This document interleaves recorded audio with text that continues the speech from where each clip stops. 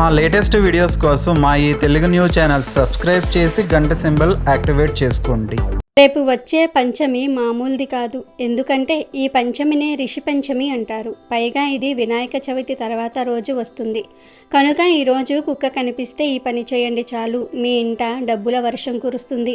మీకు ఉండే సమస్యలు కష్టాలు అన్నీ పోతాయి. ధనపరంగా బాగా కలిసి వస్తుంది. ఎటువంటి సమస్యలు రావు, ధనలాభం కలుగుతుంది అని శాస్త్రాలు చెప్తూ ఉన్నాయి. రిషి పంచమి రోజు ఎవరైతే ఈ పరిహారం చేస్తారో వారికి జీవితంలో ఎటువంటి ఋతు సమస్యలు రావు. మీకు తిరిగిలేని రాజయోగం పడుతుంది. అదృష్టం ఐశ్వర్యము కలిసి వస్తాయి. కనుక తప్పనిసరిగా అందరూ రిషి పంచమి రోజు కుక్క కనిపిస్తే ఈ పరిహారం చేసుకుంటే ఊహించని విధంగా మీ అందరికీ ధనం వస్తుంది. సమస్యలన్నీ కూడా తొలగిపోతాయి. మరి ఇంతకీ రిషి పంచమి రోజు కుక్క కనిపిస్తే ఏం చేయాలి అనే విషయాన్ని ఇప్పుడు మనం ఈ వీడియోలో వివరంగా తెలుసుకుందాం. ఫ్రెండ్స్, ఫస్ట్ అయితే ఈ వీడియోకి ఒక లైక్ కొట్టండి. అలాగే మా ఛానల్ని కూడా సబ్స్క్రైబ్ చేసుకొని మాకు సపోర్ట్ చేయండి. రిషి పంచమి మామూలు రోజు కాదు, చాలా శక్తివంతమైన రోజు. కశ్యపుడు, అత్రి, భరద్వాజుడు, విశ్వామిత్రుడు, గౌతముడు, వశిష్ఠుడు, జమదగ్ని ఈ 7 సప్త ఋషులు. మనిషి తప్పనిసరిగా తీర్చుకోవలసిన 5 రుణములలో రిషి రుణం కూడా ఒకటి. ఎందుకంటే మనం ఆచరించాల్సిన ధర్మాలు, సాంప్రదాయాలు, ఆచార వ్యవహారాలు మనకు నేర్పించేది వీళ్ళే. మరి ఈ 7 తప్పనిసరిగా ఈ భాద్రపద శుద్ధ పంచమి నాడు స్మరించుకొని అర్చించాలి. అందుకే ఈ రోజును రిషి పంచమి అన్నారు. ఈ రోజున అత్రి, కశ్యప, భరద్వాజ, గౌతమ, వశిష్ఠ, విశ్వామిత్ర మహర్షుల గురించి ఒక్కసారైనా తలుచుకోవాలని చెప్తూ ఉన్నారు పెద్దలు. ఆర్యవాసంలో సీతారాములకు అభయమిచ్చినవాడు అత్రి మహర్షి. సాక్షాత్తు శ్రీహరినే పుత్రునిగా పొందిన మహానుభావుడు.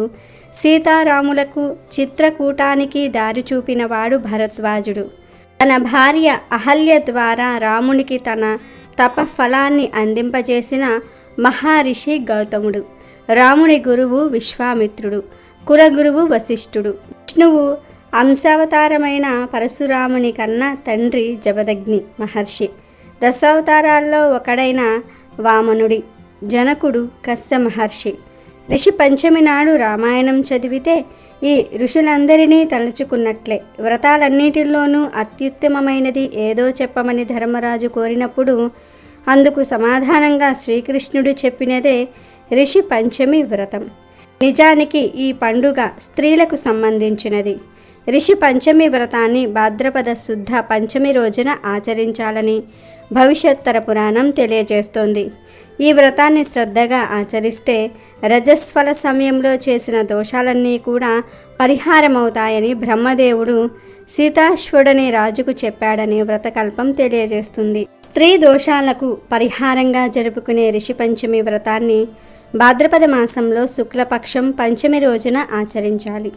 ఒకవేళ పంచమి తిథి 2 రోజులు ఉంటే 2వ రోజునే రిషి పంచమి వ్రతం చేయాల్సిందిగా శాస్త్రం చెప్తుంది. రిషి పంచమి రోజున నదీ తీరానికి వెళ్ళి దంతావదానం చేసి పరిమళ ద్రవ్యాలతో మంత్రపూర్వకంగా స్నానం చేయాలి.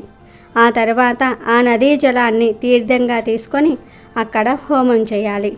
ఇంటికి చేరుకున్న తర్వాత వ్రతానికి సంబంధించిన వేదికను, పూజా సామాగ్రిని సిద్ధం చేసుకోవాలి. మట్టి పాత్రతో కానీ రాగి పాత్రతో కానీ కలశం పెట్టుకొని అందులో నీటిని, పంచరత్నాలను ఉంచాలి.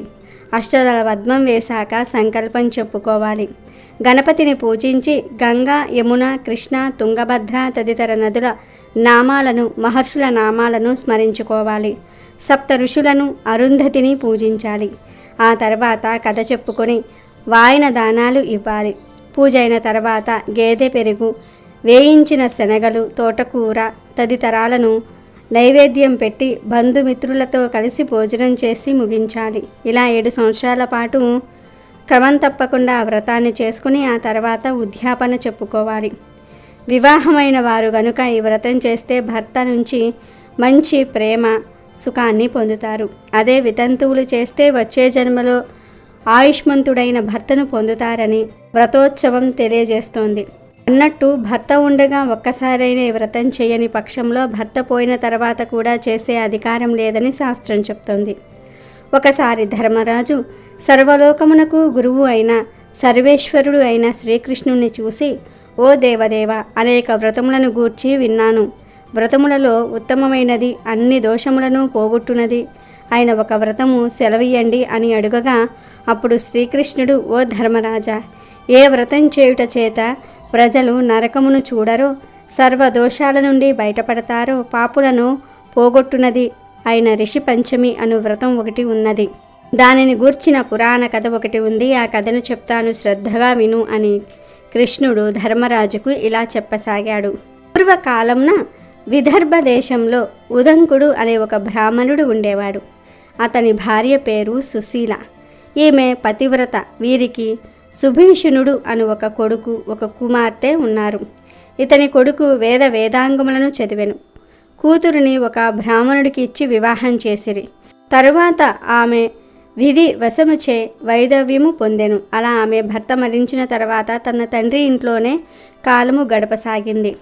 తండ్రి అయిన ఉదంకుడు తన కూతురి పరిస్థితికి బాధపడుచు కొడుకు ఇంటి నుంచి భార్యను, కూతురును తీసుకొని అడవులకు పోయి తన శిష్యులకు జ్ఞానబోధ చేయసాగాడు. కూతురు అక్కడ తండ్రికి బాగా సేవలు చేస్తూ ఉండేది. ఒకానొక రోజున అర్ధరాత్రి వేళ అలసి నిద్రిస్తూ ఉండగా ఆమె దేహమంతా పురుగులు పట్టినవి. ఇలా శరీరమంతా పురుగులతో నిండి ఉన్న ఆమెను చూసి శిష్యులు ఆమె తల్లికి చెప్పిరి. అది విని తల్లి బాధ చెంది ఆమె శరీరమునకు ఉన్న పురుగులను దులిపి ఆమెను తీసుకొని తన భర్త అయిన ఉదంకుని దగ్గరకు పోయి జరిగిందంతా కూడా వివరించి చెప్పి ఇందుకు కారణము తెలుపమని కోరగా, ఉదంకుడు కొంతసేపు ధ్యానముద్రలో ఉండి ఆమె పూర్వజన్మ వృత్తాంతమంతా కూడా గ్రహించి ఇలా చెప్పాడు. ఓ ప్రాణేశ్వరి, ఈమె ఇంతకు ముందు తన 7వ జన్మమున బ్రాహ్మణ స్త్రీగా ఉండి రజస్వల అయినప్పుడు దూరంగా ఉండక ఇంటి పనులు అన్నీ కూడా చేయుచు వంట సామాగ్రిని తాకిన దోషము వలన ఇప్పుడు ఆమె శరీరమంతా పురుగులు వ్యాపించినవి. అవున స్త్రీ నెలసరిలో ఉన్నప్పుడు పాపము కలది అగును. రజస్వల స్త్రీ మొదటి రోజున చాండాలి, 2వ రోజున బ్రహ్మఘాతి, 3వ రోజున రజికగా ఉండి 4వ రోజున పరిశుద్ధము అవుతుంది. ఇంకొక విషయం ఏమిటంటే ఈమె పూర్వము చెలికెత్తెలతో కలిసి ఒక మంచి వ్రతమును ఆచరించెను. కానీ ఆ వ్రతము చేసేటప్పుడు చూడటం వలన నిర్మలమైన బ్రాహ్మణ కులంలో పుట్టింది. ఆ వ్రతమును దూషించుట వలన శరీరమంతా పురుగులు పట్టాయి అని ఉదంకుడు తన కూతురు యొక్క పూర్వజన్మ వృత్తాంతం గురించి చెప్పగా, అతని భార్య అయిన సుశీల ఏ వ్రతము యొక్క మహిమచే ఉత్తమ కులములో పుట్టుటయు మరియు శరీరమంతా పురుగులు వ్యాపించుట జరిగినదో ఆ మహిమగల ఆశ్చర్యకరమైన వ్రతం గూర్చి నాకు తెలపండి అని భర్తను కోరగా, ఉదంకుడు ఈ విధంగా చెప్పాడు. సుశీల, ఏ వ్రతము చేస్తే స్త్రీలకు సకల సౌభాగ్యములు, సకల ఐశ్వర్యములు కలుగుతాయో, సర్వ పాపములు తొలగిపోతాయో, అంతేకాక ఆపదలేని సంపదలు వర్ధిల్లుతాయో, అటువంటి వ్రతములలో ఉత్తమైన వ్రతం ఒకటి ఉంది. అదే రిషి పంచమి వ్రతం. బ్రాహ్మణాది 4 జాతులలోని స్త్రీలు ఈ వ్రతాన్ని ఆచరిస్తే అంటూ ముట్టూ దోషాలు పోతాయి, సర్వ పాపాలు నశిస్తాయి, రజస్వల వలన కలిగిన దోషాలు కూడా పోతాయి. కాబట్టి వెంటనే ఈమెతో ఈ వ్రతం చేయిస్తే పూర్వజన్మలోని పాపాలన్నీ కూడా పోయి మళ్ళీ ఉత్తమ జన్మను పొందుతుంది, చివరకు స్వర్గాన్ని చేరుకుంటుందని ఉదంకుడు తన భార్యకు చెప్పాడు. అంతటా సుశీల తన కూతురితో రిషి పంచమి వ్రతాన్ని చేయించింది. దాంతో ఆమె పూర్వజన్మలో చేసిన రజస్వల దోషాలన్నీ కూడా పోతాయి, తుదకు మోక్షం పొందింది అని శ్రీకృష్ణుడు ధర్మరాజుకు వివరించాడు. ఈ రిషి పంచమి గొప్పతనాన్ని తెలిపే ఇంకొక కథ కూడా ఉంది. పూర్వం విదర్భ దేశంలో సుమిత్రుడు, జయశ్రీ అనే దంపతులు నివసిస్తూ ఉండేవారు. వేదశాస్త్ర పండితుడైన సుమిత్రుడు భార్య విధేయుడు. అందువలన ఆమె ఋతుదోషాలను పట్టించుకోకుండా నడుచుకుంటున్నా చూస్తూ ఊరుకునేవారు. వారికి సుమతి అనే కుమారుడు జన్మించిన కొంతకాలానికి వాళ్ళు కాలం చేశారు. సుమతికి చంద్రావతితో వివాహం జరిగింది. నియమనిష్టలను పాటిస్తూ వాళ్ళు అన్యోన్యంగా కాలం గడపసాగారు. అలాంటి పరిస్థితుల్లో ఋతుదోషానికి పాల్పడిన కారణంగా కుక్కగా జయశ్రీ, ఆ విషయంలో అడ్డు చెప్పనందుకు ఆమె భర్త సుమిత్రుడు ఎద్దుగా జన్మించారు. కొడుకు పట్ల తీరని ప్రేమానురాగాల కారణంగా వాళ్ళు సుమతి ఇంటికి చేరుకున్నారు. ఒక రోజున సుమతి తన ఇంట్లో పితృకార్యాన్ని నిర్వహిస్తూ ఉండగా ఒక పాము వచ్చి పాయసం తాగేసి అదే పాత్రలో విషం కక్కి వెళ్ళిపోయింది. కుక్క రూపంలో ఉన్న జయశ్రీ ఆ దృశ్యం చూసి మిగిలిన పాయసాన్ని బ్రాహ్మణులకు వడ్డిస్తే ప్రమాదమని భావించి చంద్రావతి చూస్తూ ఉండగా వాటిని నాకింది. ఆవేశంలో చంద్రావతి కర్రతో ఆ కుక్కను కొట్టి మళ్ళీ పాయసాన్ని సిద్ధం చేసింది. ఇక సుమతి ఒకవైపున పితృకార్యాన్ని శ్రద్ధగా నిర్వహిస్తూనే మరోవైపున బాగా పొద్దుపోయేదాకా ఎద్దుతో పొలం పనులు చేయించాడు. ఆ రాత్రి ఎద్దు కుక్క రెండూ కూడా తమకు ఎదురైన అనుభవాన్ని గురించి చెప్పుకుని కన్నీళ్లు పెట్టుకున్నాయి. నియమ నిష్టల కారణంగా తనకు సంక్రమించిన కొద్దిపాటి శక్తితో ఆ ఎద్దు కుక్కల ఆవేదనను సుమతి విన్నాడు, అర్థం చేసుకున్నాడు. తపోబల సంపన్నులను కలుసుకొని విషయాన్ని వివరించాడు. పూర్వజన్మ పాప ఫలితంగానే తల్లిదండ్రులు అలా జన్మించి ఆ అవస్థలు పడుతూ ఉన్నారని, పాప విముక్తి కోసం ఋషి పంచమి వ్రతం చేయాలని తెలుసుకున్నాడు.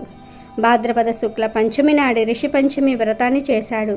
సుమతి ఈ వ్రతం ఆచరించగానే కుక్క ఎద్దు రూపాల్లో ఉన్న ఆయన తల్లిదండ్రులు తమ దేహాలను వదిలి పుణ్యలోకాలకు తరలిపోయారు. ఆనాటి నుంచి ఈ వ్రతాన్ని ఎందరో ఆచరించి తగిన శుభ ఫలితాలను పొందినట్లుగా పురాణాలు చెప్తూ ఉన్నాయి. ఇది ఎంతో మహిమాన్వితమైన వ్రతం. ఇక ఎంతో పవిత్రమైన ఈ ఋషి పంచమి రోజున కుక్క కనిపిస్తే ఈ ఒక్క పని చేయండి చాలు, మీ ఇంట్లో కనకవర్షం కురుస్తుందని శాస్త్రాలు చెప్తూ ఉన్నాయి. ఏమీ లేదు, ముందుగా ఎవరైతే ఈ పరిహారాలను చేయాలి అని అనుకుంటూ ఉన్నారో వారు ఈరోజు చక్కగా స్నానం చేసుకొని 5 గుప్పెళ్ల అన్నాన్ని తీసుకొని ఒక గిన్నెలో వేయండి. మీరు ఇంట్లో అన్నం వండుకునేటప్పుడే కొంచెం ఎక్కువ అన్నం వండుకోండి. దానిలో నుండి 5 గుప్పెళ్ల అన్నాన్ని సపరేట్గా తీసి ఒక గిన్నెలో వేయండి. ఆ గిన్నెలోనే కొంచెం నువ్వుల నూనెను కూడా వేయండి. నువ్వుల నూనె లేకపోతే మీరు వంటలకు వాడే నూనెను వేయండి. స్పూన్ నూనె వేస్తే సరిపోతుంది. ఇలా నూనె వేసిన తర్వాత ఈ అన్నంలో మీరు వండుకున్న కూరను కూడా వేయండి. వేసి కూర మొత్తం కలిసేలాగా కలపండి. అన్నాన్ని 5 ముద్దలుగా చుట్టండి. అలా చుట్టిన అన్నం ముద్దలను తీసుకుని వెళ్ళి మీ ఇంటి దగ్గరలో ఎక్కడ వీధి కుక్కలు ఉంటే అక్కడకు వెళ్ళి ఈ అన్నం ముద్దలను కుక్కలకు పెట్టేయండి. అలా కుక్కలు అన్నం తినే సమయంలో మాకు ఉన్న కష్టాలు, దోషాలు, సమస్యలు పోవాలి, మాకు ధనలాభం కలగాలి అని మనసులో సంకల్పం చెప్పుకోండి. జస్ట్ మనసులో అనుకోండి చాలు. ఇలా మీరు కుక్కలను వెతుక్కుంటూ వెళ్ళి చేయవచ్చు. లేదా మీకు ఈరోజు ఏ సమయంలో అయినా సరే వీధి కుక్కలు కనిపిస్తే వాటికి ఇలా అన్నం పెట్టినా చాలు, మీ జీవితం మారిపోతుంది. ఈ చిన్న పరిహారాన్ని ఋషి పంచమి రోజు చేసుకున్నట్లయితే చాలా రకాల కష్టాల నుండి మీరు బయటకు వస్తారు. నమ్మి చేయండి, మీకు భగవంతుడు అనుగ్రహం పుష్కలంగా లభిస్తుంది. మీకంతా మంచే జరుగుతుంది. అంతేకాదు స్త్రీలు ఈ పరిహారం చేసుకోవటం వలన వారికి ఉండే ఋతుదోషాలు పోతాయి. మీ జీవితం అద్భుతంగా మారిపోతుంది. సకల ఐశ్వర్యాలు సిద్ధిస్తాయి. కష్టాలు, సమస్యలన్నీ కూడా పోతాయి. కనుక వర్షం కురుస్తుంది. మీకు ఇక అన్ని శుభాలే జరుగుతాయి. కనుక ప్రతి ఒక్కరూ గుర్తుపెట్టుకుని ఋషి పంచమి రోజు కుక్కకు ఈ విధంగా ఆహారం పెట్టి దోషాలను తొలగించుకొని ఆనందంగా జీవించండి. ఇక ఋషి పంచమి రోజు మీరు ఏం చేసినా చేయకపోయినా స్నానం చేసే నీటిలో 5 ఉత్తరేణి ఆకులను కానీ లేదా 2 మందార చెట్టు ఆకులను కానీ వేసుకొని ఆ నీటితో స్నానం చేస్తే జన్మజన్మల దరిద్రాలన్నీ కూడా పోతాయి. కటిక పేదవాడు కూడా కుబేరుడిగా మారి రాజ్యమేలుతాడు. అంతేకాదు ఇలా చేయటం వలన ఒంట్లో ఉన్న వ్యాధులన్నీ కూడా నశిస్తాయి. మీ శరీరానికి నూతన ఉత్తేజం వస్తుంది. దృష్టి దోషాలు పోతాయి. కాబట్టి అందరూ కూడా ఋషి పంచమి రోజున ఇప్పుడు మనం చెప్పుకున్న విధంగా స్నానం చేసి శుభాలను పొంది సంతోషంగా జీవించండి. అమెజాన్లో బెస్ట్ డిస్కౌంట్స్ కోసం వీడియో డిస్క్రిప్షన్లో లింకు ఉంది, చూడండి. అలాగే మా టెలిగ్రామ్ ఛానల్ సబ్స్క్రైబ్ చేసుకోండి. వీడియో నచ్చితే లైక్ చేయండి, షేర్ చేయండి, బట్ సబ్స్క్రైబ్ చేసుకోవడం మర్చిపోవద్దు.